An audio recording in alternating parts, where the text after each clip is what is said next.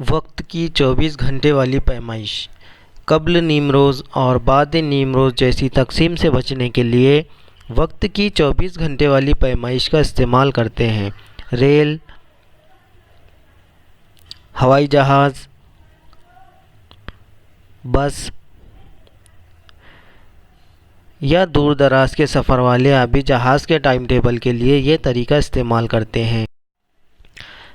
इस तरीके में दोपहर के 12 के बाद दोबारा 1, 2, 3, 12 की बजाय 13, 14, 15 इस तरह से 24 तक के गिनते हैं।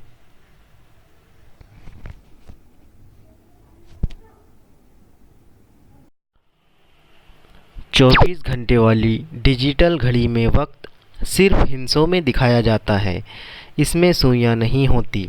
डिजिटल घड़ी में सुबह के 6:20 का वक्त, 6:20 और शाम के 6:20 का वक्त 18:20 दिखाया जाता है।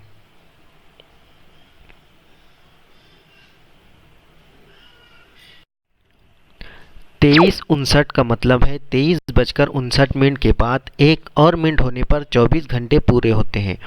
दिन बदलता है तो डिजिटल घड़ी में उस वक्त को 00 दिखाया जाता है। इस वक्त अपनी 12 घंटे वाली घड़ी में रात के 12 बजते हैं।